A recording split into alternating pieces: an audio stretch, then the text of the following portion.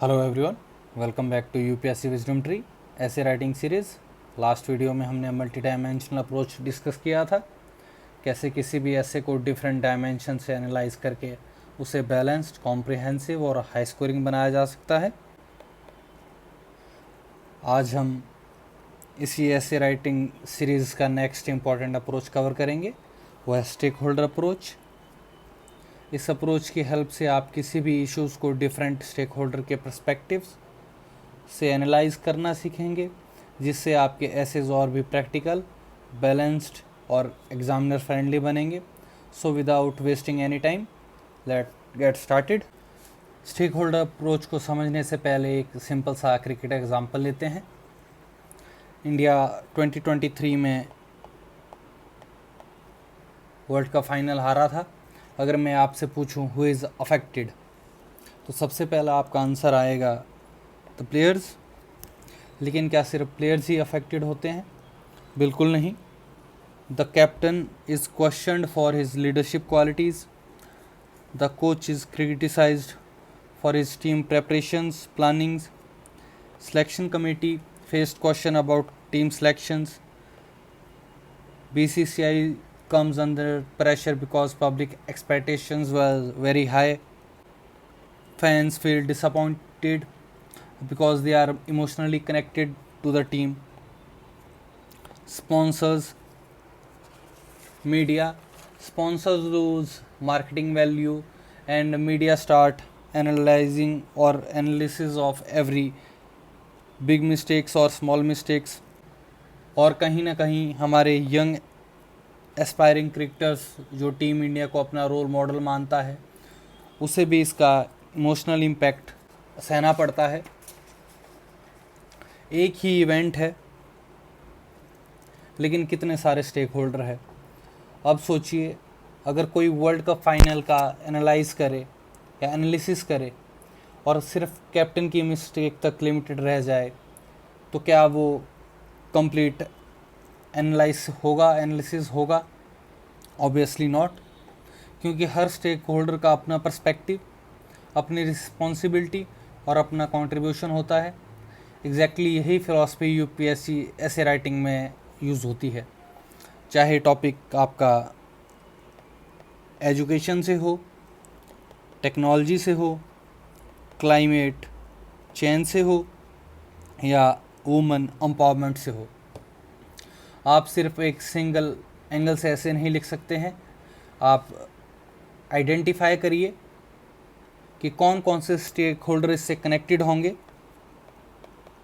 फिर हर एक stake holder के लिए सिंपल से 3 क्वेश्चन पूछिए। जैसे पहला question, who is the stakeholder और who is this stakeholder. The second one is,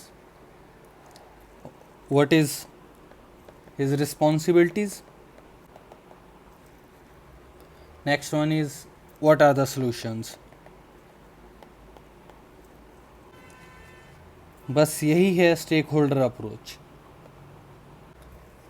जब आप इस तरह सोचना शुरू कर देते हैं तो ऐसे ऑटोमेटिकली आपका बैलेंस्ड, एनालिटिकल हो जाता है और इसी क्वालिटी को यूपीएससी रिवार्ड करता है। जैसे मैं आपको एक और एग्जांपल बताता हूँ कि एक सिविल सर्वेंट से हमेशा हमारी यही एक्सपेक्टेशंस होती है कि वो प्रॉब्लम को सिर्फ एक ही एंगल से ना देखे। एक सिविल सर्वेंट जो होता है वो हर स्टेक होल्डर के कंसर्न्स को समझता है, उनके इंटरेस्ट और उनके सॉल्यूशंस को निकालने में वो हमेशा आगे रहता है। तो इसलिए एग्ज़ाम हॉल में ऐसे लिखने से पहले 1 मिनट रुककर सिर्फ ये क्वेश्चन पूछिए, who are the stakeholders. Believe me, उसी मोमेंट आपके एसेस के आधे डायमेंशन ऑटोमेटिकली जनरेट हो जाएंगे। Remember this one line, a high scoring UPSC essay is not about one point of view, it is about giving every stakeholder a voice। अब हम इसे एक क्वेश्चन के तरह से समझने की कोशिश करेंगे। हमारा आज का क्वेश्चन है,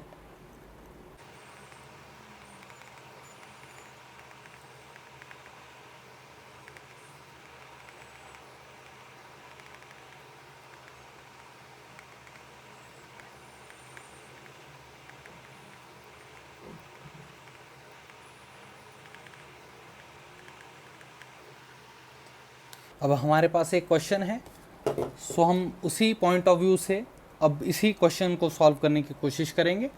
तो सबसे पहले हम इसमें बात करेंगे इंट्रोडक्शन की, कि आपको इंट्रोडक्शन कैसे फ्रेम करना है।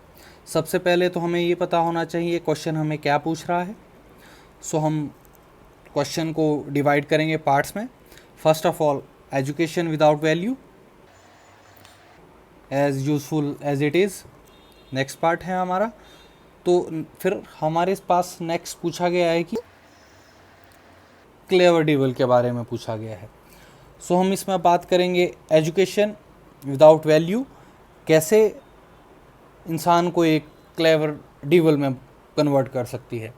तो इसमें हम एजुकेशन में एग्जांपल लेंगे या हम एक स्टोरी फ्रेम करेंगे। जैसे हम इसमें बात करते हैं दो स्टूडेंट की, जो एक यूनिवर्सिटी से ग्रेजुएटेड हैं, इक्वली इंटेलिजेंट है, इक्वली टेक्निकली स्किल्ड हैं। The first become an a doctor, let's suppose his name is Ram. जो राम है वो एक डॉक्टर बन जाता है, जो सर्व करता है पेशेंट्स को with compassion.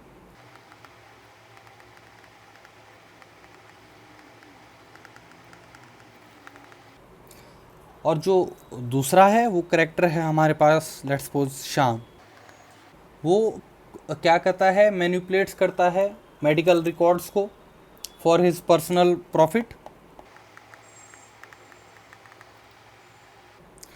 What made the difference? सबसे पहला क्वेश्चन है, इट इज़ द एजुकेशन और इट इज़ द वैल्यू। यही हमारे इस क्वेश्चंस का समरी है जिसे हमें पूरे ऐसे में डिफाइन करना है। Obviously it wasn't education, it was the value who made the difference. तो ये हमारी इंट्रोडक्शन हो गई। हम इसे ही थोड़ा सा एक्सप्लेन करेंगे, फिर हम इसके बॉडी पार्ट में जहाँ हम मेंशन करेंगे what is stakeholder approach, उसको हम यहाँ अब एग्जीक्यूट करने की कोशिश करेंगे।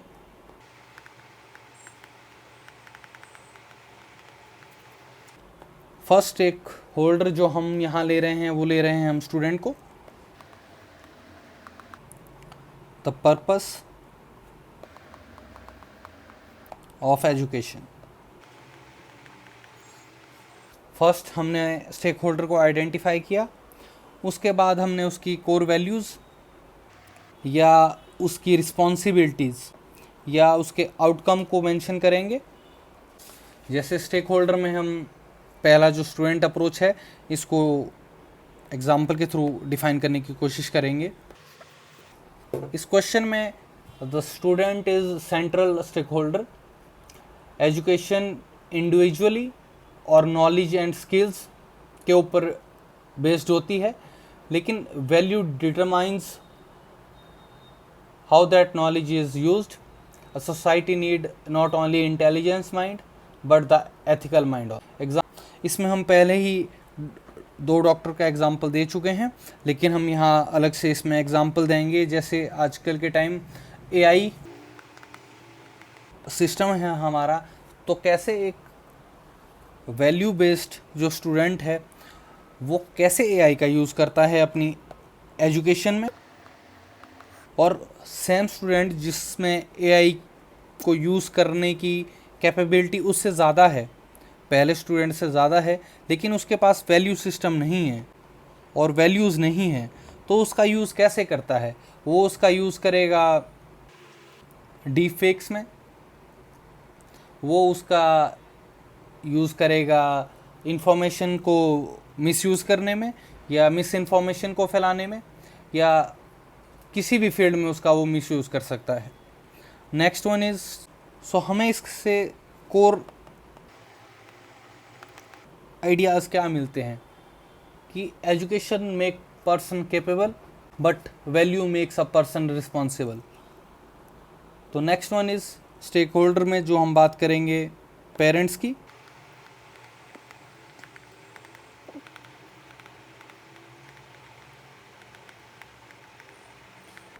जिसमें हम उनकी वैल्यूज़ की बात करेंगे, उनकी रिस्पॉन्सिबिलिटीज़ की बात करेंगे।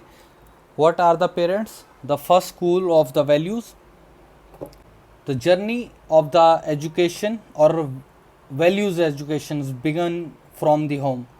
Parents shape a child with empathy, honesty और डिसिप्लिन। ये वो चीज़ें हैं जो आपको एक स्कूल नहीं सिखा सकता है, या फॉर्मली हम कह सकते हैं कि बच्चा वही सीखता है जो उसके या माँ बाप सिखाते हैं। हमारे पास एग्ज़ाम्पल है, अगर पेरेंट्स ट्रैफिक रूल्स ब्रेक करते हैं तो उसके बहुत चांसेस हो जाते हैं कि जो बच्चा है वो भी बड़ा होके ट्रैफिक रूल्स को फॉलो नहीं करेगा। जैसे डोमेस्टिक वायलेंस होती है और डोमेस्टिक वर्कर्स के साथ हम जो ट्रीट करते हैं, ये चांसेस ज़्यादा हो जाते हैं कि वही वैल्यूज़ बच्चा वही आपकी नेचुरली अडेप्ट करेगा। तो इससे हमें कोर आइडियाज़ क्या मिलते हैं कि school educates the mind but family nurtures the conscience. Next stakeholder is teacher.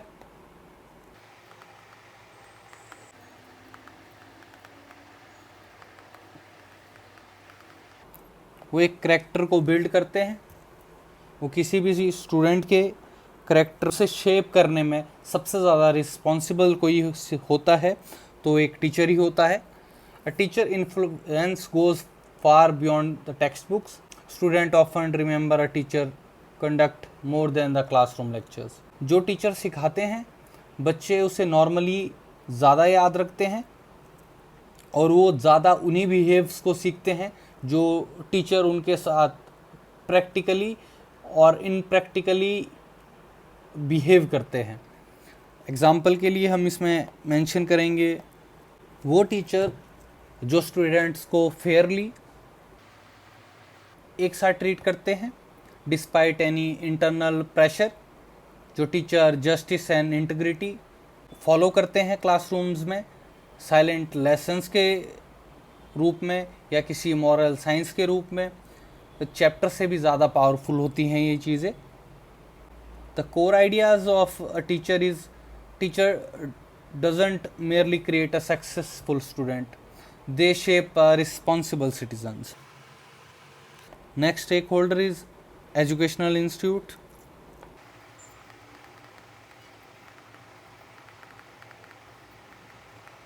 Educational institute कैसे एक डिग्री से ऊपर होते हैं, कैसे वो डिग्री टू डेवलपमेंट की ओर किसी भी स्टूडेंट को लेके जाते हैं। Schools and universities should aim to the development ethical leaders, analytical thinking and the social responsibilities, not just academic excellence. जैसे हमने बात कही थी पहले ही एग्जाम्पल में, मान लीजिए कोई एजुकेशनल इंस्टीट्यूट है जो एक डॉक्टर को क्रिएट करता है, यहाँ जहाँ से एक डॉक्टर पास आउट होके निकलता है, लेकिन अगर उसमें वैल्यूज़ और कंपैशन नहीं होगा, वो यूज़फुल नहीं है सोसाइटी में। इसीलिए इंस्टीट्यूशनल एजुकेशनल इंस्टीट्यूट का ये सबसे बड़ा रोल है कि वो डिग्री से ज़्यादा ह्यूमन डेवलपमेंट और उसके क्रिटिकल थिंकिंग, सोशल रिस्पॉन्सिबिलिटी और उसके एथिकल लीडरशिप्स को एकेडमिक एक्सीलेंस से पढ़कर देखें। एग्जाम्पल के लिए village internships,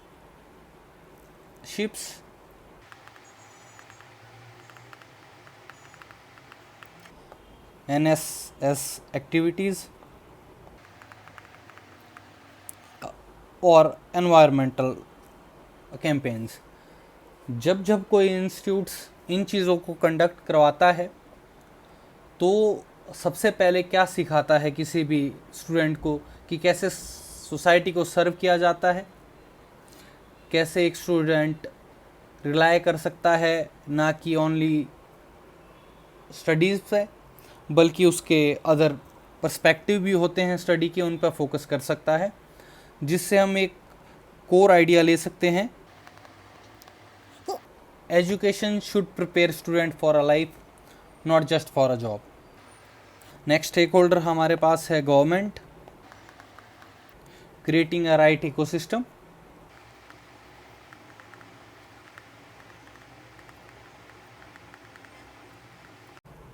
The government has the responsibilities to build an education system that promotes constitutional values, scientific tempers, civic sense and multiple responsibilities. Example के लिए हम इसमें लेते हैं constitutional duties, that ensures student to become a responsible student, ensure that student become responsible citizen। Policies का objective सिर्फ employment नहीं है, बल्कि नेशन बिल्डिंग होना चाहिए, नेशन को बिल्ड करना चाहिए। इसका जो हमें कोर आइडिया हम ले सकते हैं, वो हम ले सकते हैं education policy should produce citizen, not just graduates. Next one is employees, ethics in professional life।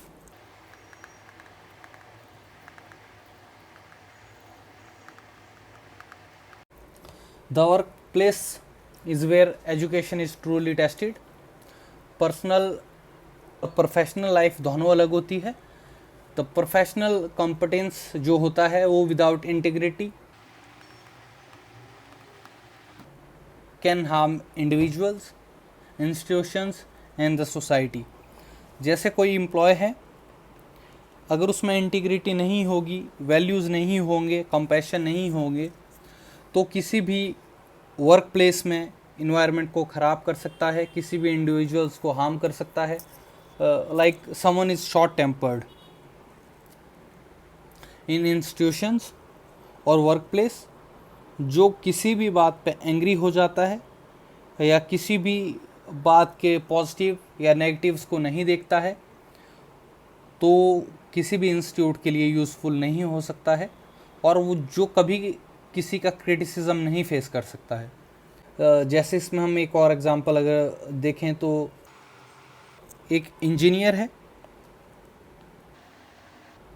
माफ़ी चाहूँगा, एक इंजीनियर है जो रिफ्यूज़ करता है किसी भी ऐसी कंस्ट्रक्शन को, डिस्पाइट किसी भी प्रेशर के बाद वो डिक्लाइन करता है या मुकर जाता है कोई भी प्रोजेक्ट को पास करने के लिए जो अभी तक पूरी तरह से रेडी नहीं है। जैसे रोड, मान लीजिए रोड की कंस्ट्रक्शन सही से नहीं हुई है, वहीं वो इंजीनियर उसको पास करने से मना कर देता है, तो ये उसकी क्या शो करती है, इंटीग्रिटी, उसकी वैल्यूज़ को शो करता है। तो समहाउ हम क्या देखते हैं, हम देखते हैं कि स्किल्स क्या कर सकते हैं, आपको सक्सेस प्रोवाइड कर सकते हैं, लेकिन वैल्यू जो आपको करेगी वो ट्रस्ट अर्न करेगी, क्योंकि आपके जो वर्क प्लेस हैं वहाँ आप लोगों से तभी जुड़े रह सकते हैं जब आपके पास वैल्यूज़ हों। Next one is society, the real examination hall.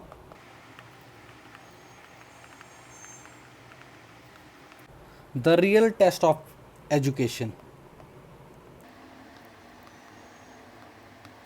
जो एजुकेशन का रियल टेस्ट होता है वो आउटसाइड द क्लासरूम सोसाइटी में होता है, जहाँ सोसाइटी आपके वैल्यूज़, आपके बिहेवियर्स को देख के आपको रिवॉर्ड करती है। एग्ज़ाम्पल के लिए हम इसमें लेते हैं ऑनेस्ट ऑफिसर्स,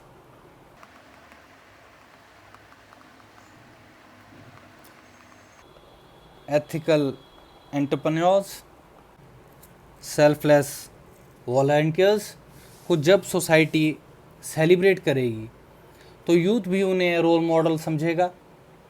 लेकिन हम अगर सिर्फ पैसे को सक्सेस मानेंगे तो वैल्यूज़ ऑफ एजुकेशन कमज़ोर पड़ जाएगी। जैसे हमने कहा भी, सोसाइटीज़ में सबसे पहले आपकी क्या टेस्ट होती है? Education. Education through what? Values, behaviours. But in present time क्या हो गया है, आपकी सक्सेस को ज़्यादा इम्पोर्टेंस दी जा रही है। जब ये नैरेटिव चेंज होगा, जब ऑनेस्ट ऑफिसर्स, एथिकल एंटरप्रेन्योर और सेल्फलेस जो वॉलंटियर्स है उन्हें हम रोल मॉडल मानेंगे, या सेल्फलेस सिविल सर्वेंट्स जो फेयरली कहीं काम कर रहे हैं उन्हें अपना रोल मॉडल मानेंगे, तभी सोसाइटी पे उसका पॉजिटिव इम्पैक्ट पड़ेगा। इसके कोर जो हमारे पास आइडियाज़ हैं, जो आइडल्स हैं, वो है सोसाइटी क्या रीइंफोर्स करती है व्हाट एजुकेशन टीच। जो हमें पढ़ाया जाता है वो हमें सोसाइटी रीइंफोर्स करके देती है। Next one is the most important stakeholder, nation. Nation is the always the ultimate stakeholder, the ultimate beneficiary. Value based education in nation sustainable develop की ओर भी इशारा करती है। व्हेन आपके पास एजुकेशन होगी जो वैल्यू से कंबाइंड होगी, जो नॉलेज से कंबाइंड होगी, जो आपकी इंटीग्रिटी से कंबाइंड होगी, जो इनोवेशन से कंबाइंड होगी, जो कंपैशन से कंबाइंड होगी, राइट्स एंड ड्यूटीज से कंबाइंड होगी, तो आप एक एजुकेशन बेस्ड नेशन बना सकते हैं, एक डेवलप नेशन बना सकते हैं। इसके हम एग्जांपल देखेंगे। ऐसे डिज़ास्टर मैनेजमेंट की हम बात करते हैं। During disaster the nation emergencies, national emergency में कौन है? Doctors, arm forces,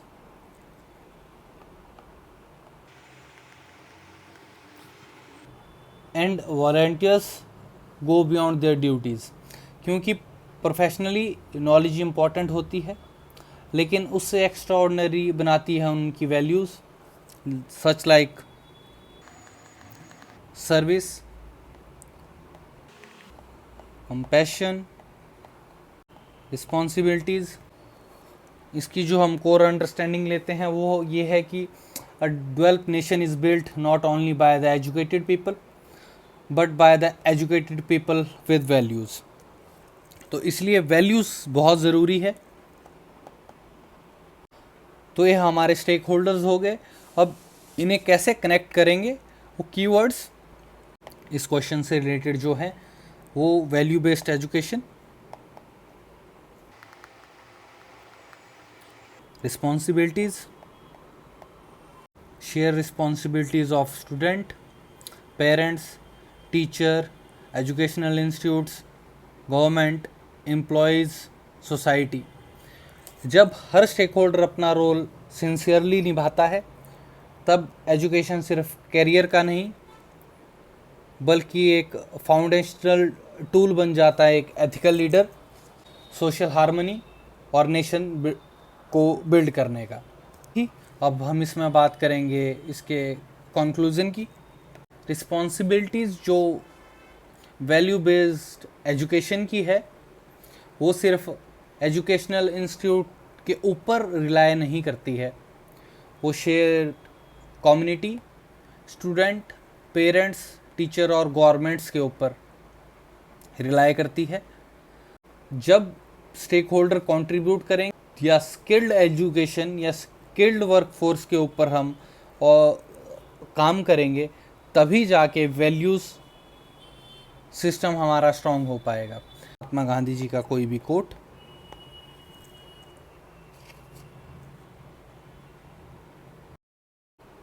if you find this video useful, please do share with your friends and subscribe to the channel.